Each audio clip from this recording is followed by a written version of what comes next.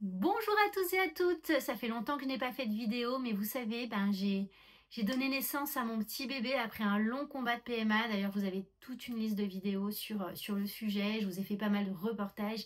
Et maintenant, j'aimerais vous parler d'un sujet qui me tient à cœur, puisque ça fait 20 mois que j'allaite, donc c'est l'allaitement. Je vais essayer de partager mon expérience, je suis pas là pour... je suis pas une spécialiste, hein. J'ai pas fait de formation en allaitement, j'ai juste mon expérience et ce que j'ai pu voir, constater, entendre. J'ai entendu beaucoup de mamans qui se sont confiées à moi et qui m'ont dit malheureusement j'ai raté mon allaitement ou je me sens en échec et qui ressentent une énorme frustration parce qu'elles ont eu des mauvais conseils, parce qu'elles ont été mal orientées. Il faut vous diriger vers les bonnes personnes. Pour ma part, je pense que j'ai eu la chance de croiser le chemin de sages-femmes qui étaient très bienveillantes et qui m'ont donné des bons conseils, et notamment celle de la maternité. C'est un hôpital, hein, un CHU niveau 3, et on pouvait avoir rendez-vous avec elle. Il fallait le demander, donc il fallait quand même se renseigner, mais c'était écrit sur les documents qu'on recevait au tout début par l'hôpital, avec marqué si vous voulez avoir des rendez-vous de conseils en allaitement. Donc j'avais pris rendez-vous, je sais plus, 3 mois avant l'accouchement, et puis quelques semaines avant, je l'ai revue, et puis elle m'avait dit que si j'avais besoin, pendant mon séjour, je pouvais faire appel à elle, j'avais son numéro, je pouvais la contacter, je savais à quel étage elle était, quel bureau, voilà, donc ça c'est possible, même dans des cliniques, une conseillère dans des maternités privées, une conseillère en allaitement que vous pouvez contacter, mais parfois il faut faire la démarche vous-même. J'ai aussi consulté une conseillère indépendante pour avoir un autre avis. Et donc là, c'est important que ce soit une conseillère qui soit formée avec un diplôme. Et alors, le diplôme, à chaque fois, je retiens jamais le nom, mais c'est LBCLC, ce qui veut dire, attendez, International Board Certified Lactation Consultant. Donc en fait, c'est une consultante en lactation certifiée par le Conseil international. Là, quand même, ça donne du crédit, une garantie. Pour ma part, j'avais foiré moi aussi mon premier allaitement parce que, alors, pour ma part, l'allaitement, c'était pas une fin en soi. C'est-à-dire que pour moi, c'était naturel de donner le sein dès la naissance à mes enfants. Mais si ça fonctionnait pas, c'était pas grave. J'allais m'écouter, écouter l'enfant et voir le contexte. Et c'est ce qui s'est passé pour mon premier, puisque j'ai accouché en césarienne en urgence à cause d'une prééclampsie. Et puis quand il est né, il a mal respiré, donc il a été envoyé en néonate. Et là-bas, ils lui ont donné des biberons. Heureusement, il y avait une conseillère en lactation dans la maternité, c'était une clinique privée. Et elle est venue, il ne voulait plus mes seins, puisque du coup, il s'était habitué aux tétines du biberon. Ça va beaucoup plus vite, donc pourquoi s'énerver à essayer de pomper des seins où c'est beaucoup plus dur, c'est fastidieux, ça demande de l'énergie. En plus, il est né sur césarienne et il est né prématurément, bon, pas énorme, mais à 36 semaines. Et donc, des fois, la succion n'est pas forcément très bien installée. Donc, elle m'a mis en place des bouts de sein qui ont permis à bébé d'accepter mon sein et d'instaurer un allaitement sur 3 semaines. Sauf que, en fait, après 3 semaines, 1 mois, ça n'a plus fonctionné. Je n'avais plus assez de lait, tout simplement parce que comme la bouche de bébé ne touchait pas directement ma peau, ma glande mammaire n'était pas assez stimulée et donc la production de lait s'est tarie. Moi, j'ai cru que c'était une poussée de croissance, le bébé s'énervait sur le sein, il n'arrivait plus à... Il n'y avait plus de lait dans le bout de sein, plus rien du tout, et donc j'ai craqué, j'étais épuisée. En plus, comme il était prématuré, il tétait toutes les heures et demie, jour comme nuit, et je n'en pouvais plus. Sur le moment, c'était pas un regret, franchement, j'en pouvais tellement plus. J'avais fait ma part, j'avais quand même réussi à allaiter, j'étais quand même fière de moi. Et je pensais que je ne m'en sortirais pas pour un second, que c'était pas fait pour moi et tout. Et tout s'est passé totalement différemment. J'ai accouché donc de Lou à 41 plus 5 semaines d'aménorrhée. Tout s'est très bien passé, on me l'a mis directement sur le ventre, il s'est dirigé tout naturellement vers ma poitrine dès la naissance. Vous savez, c'est le mouvement naturel, c'est la pose la plus naturelle, il est allongé comme ça avec sa tête, le bébé monte comme ça pour téter, donc il a tété. Alors au début, les 3 premiers jours, vous n'avez pas de montée de lait, donc c'est du colostrum, et c'est normal si bébé ne prend pas autant de poids que l'on espère. Et du coup, dans les maternités, souvent, ils mettent un peu de pression, il grossit pas assez, il faut se dépêcher, vite, il faut donner un biberon. L'idéal, c'est de ne pas donner de biberon avant 6 semaines, le temps que tout soit bien installé, que votre poitrine, parce qu'au début, elle a besoin de beaucoup de stimulation, à moins que sa santé nécessite que le bébé soit très prématuré et qu'il ait besoin vraiment de prendre du poids rapidement, évidemment, c'est la santé avant tout. Maintenant, ce qui est le meilleur pour lui, normalement, c'est le lait maternel avec toute l'immunité. Il est fait parfaitement pour le bébé. Maintenant, si c'est pas possible, mais que vous voulez quand même lui donner votre lait, vous pouvez toujours tirer votre lait. Alors moi, par exemple, quand il était en néonate, pour pouvoir lui donner mon lait, et dès le premier jour, en fait, dès qu'on produit du colostrum, donc on m'a amené un tire-lait à la maternité, mais quand je suis rentrée chez moi, il a fallu que je trouve mon tire-lait. Alors à l'époque, c'était en 2011, j'en avais partout, il faut se pencher comme ça. C'est quand même pas très pratique les tire-laits, franchement. Et du coup, j'ai entendu parler via les réseaux d'un tire-lait qui s'appelle Momcozy. Et vraiment, qui a une super bonne réputation. C'est un tire-lait nomade. Et l'avantage, du coup, c'est que vous avez les mains libres, vous pouvez tirer votre lait n'importe où et vous gagnez du temps. Parce qu'il faut savoir que tirer son lait, c'était la partie la plus compliquée pour moi, dans le sens où j'avais... Déjà, on passe beaucoup de temps avec le bébé, prendre soin de lui. Il y a tellement de choses à faire en postpartum que le temps est compté. Et du coup, si on doit passer en plus des heures en train de tirer son lait immobilisé, franchement, c'est compliqué. Et ça m'a changé la vie d'avoir un tire-lait nomade. Et le Momcozy est de très grande qualité. Il est, je vous le montre. Déjà, il est livré dans une petite mallette et directement avec les 2 pompes, en fait, les 2 tire-laits pour chaque sein. Ça, c'est important parce que souvent, c'est vendu, mais chacun individuellement. Et c'est vraiment pas pratique parce que quand vous êtes en train de tirer un sein, l'autre il coule. Le voici, il se recharge en USB et il a une grande autonomie. Il est livré avec plusieurs têtes de tétrelles en fonction de votre taille. Il y a vraiment un accompagnement avec le Momcozy parce que vous avez fourni dans le colis un outil de mesure pour connaître exactement votre taille de téton. Vous avez le mode aspiration, le mode expression et un mode mix. Et à chaque fois, vous avez 9 niveaux d'intensité. Vous pouvez descendre le niveau d'intensité ici ou le monter. Il est très facile d'utilisation. Vous avez plus-moins et changer le mode aspiration. Au début, la bouche du bébé va faire des mouvements un petit peu rapides pour stimuler la glande mammaire. Et une fois qu'il l'a bien stimulée, avec des mouvements de sa bouche plus longs mais plus intenses et plus profonds. Donc en fait, le tire-lait va essayer de reproduire ces mouvements. Vous pouvez savoir facilement où vous en êtes puisqu'ici, il y a des mesures de dosage, que ce soit dans un sens ou dans l'autre. Et donc là, vous ne le savez pas, mais je suis en plein tirage. Et en fait, c'est discret, ça fait pas beaucoup de bruit. Pour l'instant, je suis en mode stimulation. Vous pouvez tout gérer directement du coup, depuis l'écran ici. C'est facile, là vous pouvez augmenter l'intensité, changer le mode, l'éteindre, baisser, voilà, tout manuellement.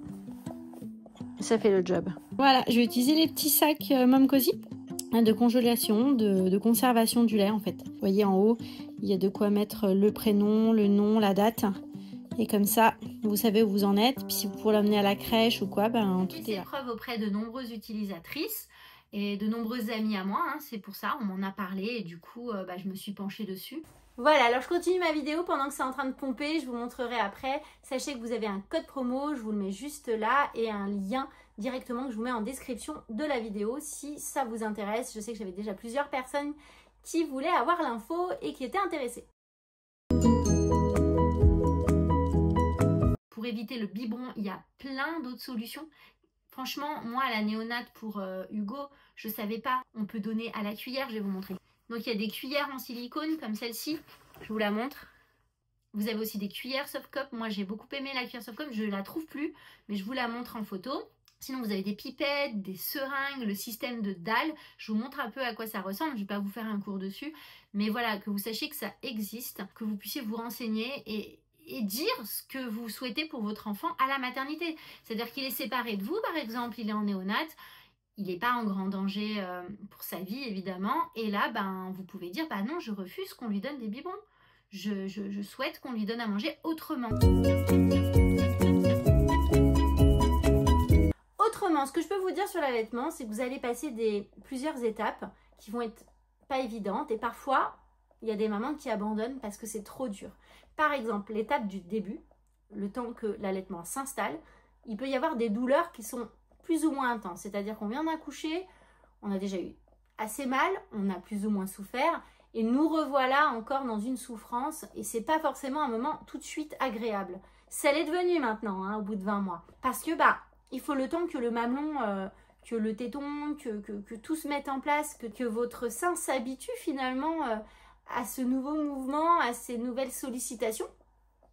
Et du coup, il peut y avoir des crevasses qui se forment très rapidement. En fait, des crevasses, c'est des fissures, c'est du sang, c'est une grande douleur. Et quand le bébé revient téter par-dessus, c'est très très douloureux. Et du coup, ces crevasses, elles apparaissent souvent au départ. Alors, il y a des solutions. Il ne faut pas rester avec vos crevasses. Vraiment, ce qui fonctionne bien, c'est de bien hydrater après chaque tété le mamelon, le téton avec votre propre lait, tout simplement. Donc que vous avez tiré en tire-lait ou bien que vous récupérez manuellement dans une petite coque. Par exemple, quand le bébé est en train de téter un sein, vous mettez une petite coque de récupération de l'autre côté et avec le petit fond de lait que vous avez récupéré, vous pouvez ensuite vous badigeonner les tétons, les mamelons pour pouvoir justement hydrater. Il n'y a pas meilleur hydratant en fait que votre lait.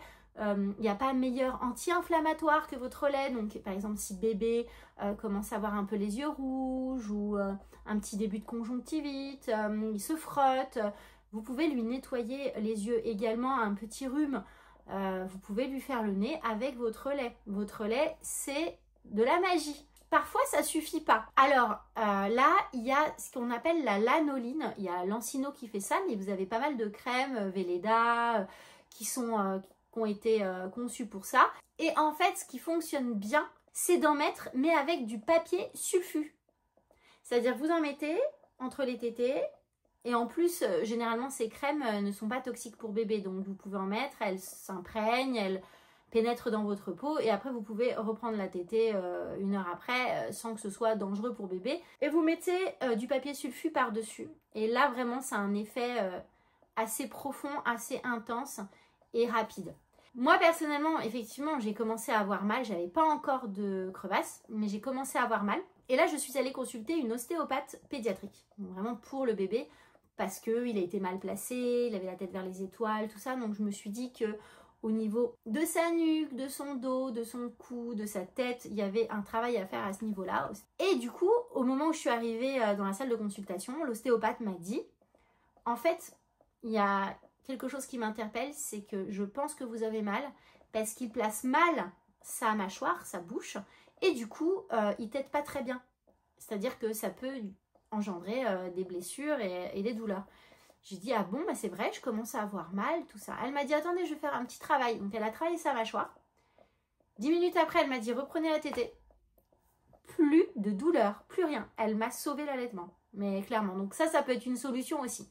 En plus des crèmes. Et puis après, il y a plusieurs étapes dans l'allaitement. Il peut y avoir des engorgements. C'est-à-dire que si bébé se met à moins téter d'un coup, parce qu'il fait une plus grande nuit, espace davantage les tétés, votre sein qui est habitué à ce qu'on le pompe régulièrement va peut-être s'engorger de lait. Et là, si vous ne faites rien, vous pouvez commencer à avoir de la fièvre et ça peut s'infecter, tout ça. Donc ça peut aller loin. Donc il faut enrayer un peu le processus, notamment en prenant une douche chaude, par exemple, ou en mettant un bol avec de l'eau chaude.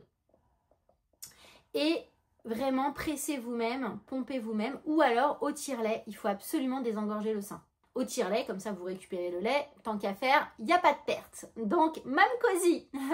Donc, si vous commencez à avoir un état grippal, assez mal au sein, il est très très chaud, très très dur, pensez à l'engorgement et enrayez très vite le processus. Un obstacle que j'ai eu aussi à l'allaitement, c'est vers 6 mois, où je me suis dit, là je vais arrêter.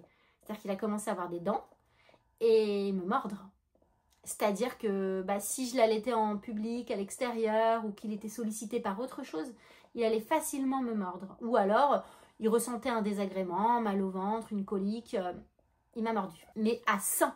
Franchement, c'était une douleur à en pleurer. Et sur le moment, je me suis dit, bon ça va marquer la fin de l'allaitement.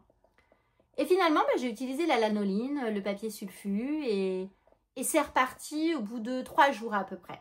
J'ai eu 2 jours très difficiles, 3e jour ça allait mieux. 4e, c'était reparti. Si vous regardez cette vidéo, c'est que quelque part l'allaitement vous intéresse, vous avez envie d'allaiter, vous avez envie de réussir ou vous rencontrez des obstacles. J'espère que je vous aurai aidé. Il y a des très bons livres qui sont faits sur l'allaitement et j'en ai notamment un. En termes de lecture, ce que je peux vous recommander, c'est le manuel très illustré de l'allaitement. Vraiment, je l'ai trouvé top, top, top. Comme son nom l'indique, il est très illustré. Mais surtout, il aborde vraiment tous les sujets. Il est très complet. Et c'est, tu vois, on a autre chose à faire que lire des livres pompeux quand on vient d'accoucher.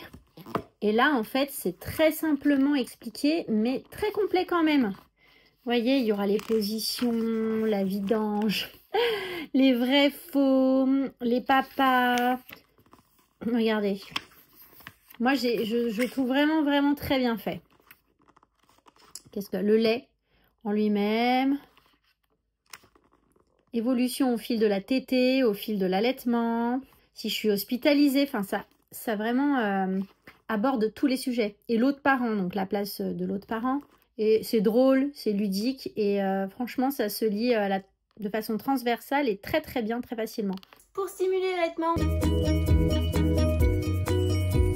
vous avez les tisanes de fenouil, de feuilles de framboisier. Vous avez pas mal de tisanes, que ce soit dans les magasins bio ou tout simplement sur internet ou alors peut-être dans votre hypermarché. Des tisanes spéciales allaitement et généralement il y a ces plantes, le framboisier, le fenouil. Sinon moi j'avais testé aussi les snacks Jolie Mama et franchement c'est pas mal parce que vous avez l'impression de manger du chocolat, vous pouvez faire des recettes de cookies postpartum avec les bonnes plantes, les bonnes vitamines dedans et c'est assez gustatif, c'est assez bon. Sinon, vous avez aussi Calmosine qui fait des produits spécialement conçus pour l'allaitement. Mais moi, souvent, les tisanes ont été vraiment très efficaces. Il y a forcément des moments où vous produisez moins, plus en fonction de votre fatigue. Ce que je peux vous recommander, c'est de beaucoup boire. D'ailleurs, moi là, j'ai soif. Je ne sais pas si vous l'avez expérimenté ou vous l'expérimenterez peut-être, mais dès que bébé se met à téter, il y a une soif qui démarre et qui est assez intense, comme si vous n'aviez pas bu depuis un long moment. Donc il ne faut surtout pas s'empêcher de boire et surtout boire régulièrement. Je crois que ça stimule aussi la lactation, hein, l'eau. Voilà. Il faut s'hydrater. Voilà, j'ai pas pu tout aborder aujourd'hui, mais en tout cas, je vous ai donné les informations que je possédais. Voilà, j'ai partagé mon expérience et les petits tips que je pouvais vous donner. Si vous avez des questions, n'hésitez pas en commentaire, j'y tâcherai d'y répondre, je prendrai des renseignements si je ne sais pas y répondre et je ferai au mieux pour vous aider et vous accompagner. N'hésitez pas à me donner des idées de sujets, à liker cette vidéo, à la partager si vous l'aimez. À très bientôt. Ah oui, j'ai un code promo pour le M5 de Momcozy avec le code NJMaman. N'hésitez pas. Je vous mets le lien en description.